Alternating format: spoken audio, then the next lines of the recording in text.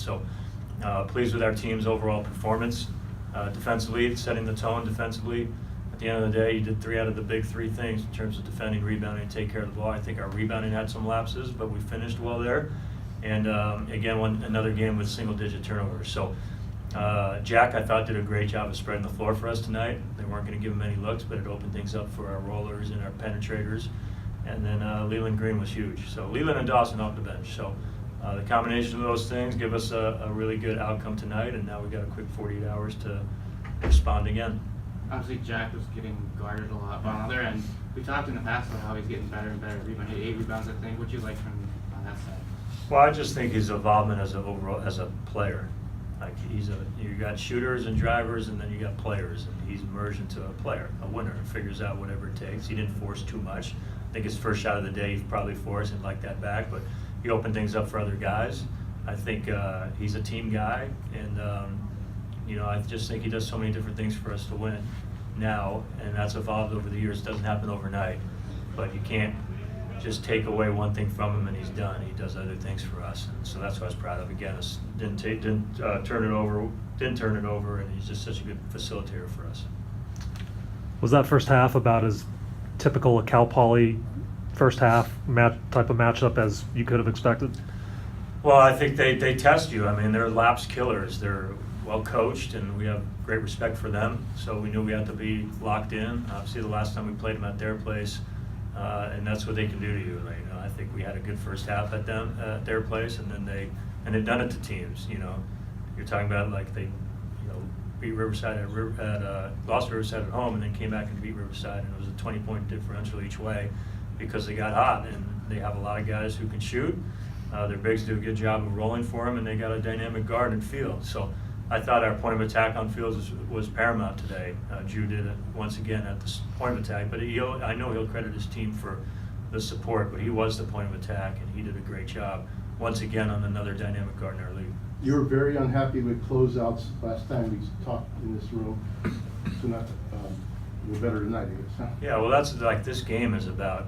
You have to have a mentality of you got to do it all. It's not so much you got to take. People take away 3. Well, penetration leads to 3s because now you're in scramble mode. So I just don't think we got in many of them in that first half. But that's why they're tough, because there are stretches where they missed some open looks, and we were fortunate. But it's the game now. Like you think take them off the 3, and now they get in the paint, and now you help and kick outs and extra passes, and I think that's why it's and the 3-point shot can get you back in the game quick, and they did cut it to 9. But I'm glad we finished well. Coach, how do you feel about Dawson Carpel tonight? Not only that he got a career high in terms of points, but I think the more impressive part that he went 7 for 8 from the field, which is pretty impressive. So I would just wanted to hear your opinion how he's evolving his game. Well, he's about above 60 plus from the field on the year. He's had some breakthroughs early that have helped him now. He tries to flush everything around the rim when he can, which he should. And we got to get him to continue to get better at the free throw line, obviously. But no, he gave us a huge lift. We in the first half, I don't think our purpose and movement, player and ball movement, were really good. But we did have shots around the rim that we weren't finishing, and he put an end to that by making sure he would finish. Halfway through the second half, you put Leland onto the court. Can you just talk about the energy that he brought, and not just energy, but in the box with 8 points? Yeah, he got a couple loose balls for us. I know he liked that layup back in the first half, but he's done that a couple times. He was huge for us against Irvine. We got some good players sitting behind some good players, and everybody's just got to be ready to go. And you felt the way his energy was in the first half, that he earned another crack in the second half, and then felt good keeping him out there. He's shot the ball a lot better in league. I know he's kind of in this what people call a slump for the last year and a half, but his conference shooting is and he's doing a good job taking good shots. So, he's given us another guy who can defend several positions. He's given us another guy who can get in the paint, and he probably made the biggest play when we were down. When they cut it to 9, he made 2 of the biggest plays. So we needed it tonight, and I'm happy for him. Obviously, Riverside beat Santa Barbara tonight, so kind of probably even adds on to the emphasis that you took care of your business with Cal Poly last, and then kind of also, if you don't mind, kind of looking forward to Saturday. What you expect? Well, I think Riverside, I don't think there's any surprising scores either way. I mean, I think a lot of good coaches in our league, and there's a lot of good talent. I think Riverside has good talent. And I think let's make that clear right now. They have the balance that we're talking about. They're one of the best, if not the leading three-point shooting team in our league.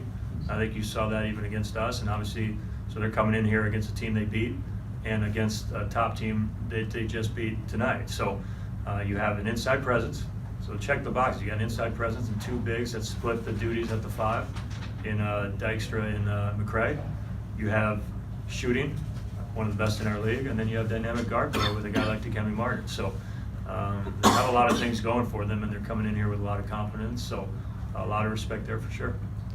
The extent that Cal Poly was face guarding and ball denying Jack tonight, was that about the most extreme version of that you've seen this year? And were you guys able to use that to your We did. advantage? At times there may have been some frustration there with Jack, but I think his ability to spread the floor for us was just huge. So is it the first? No, I think we've seen it a lot this year because remember, he's such a good shooter and passer.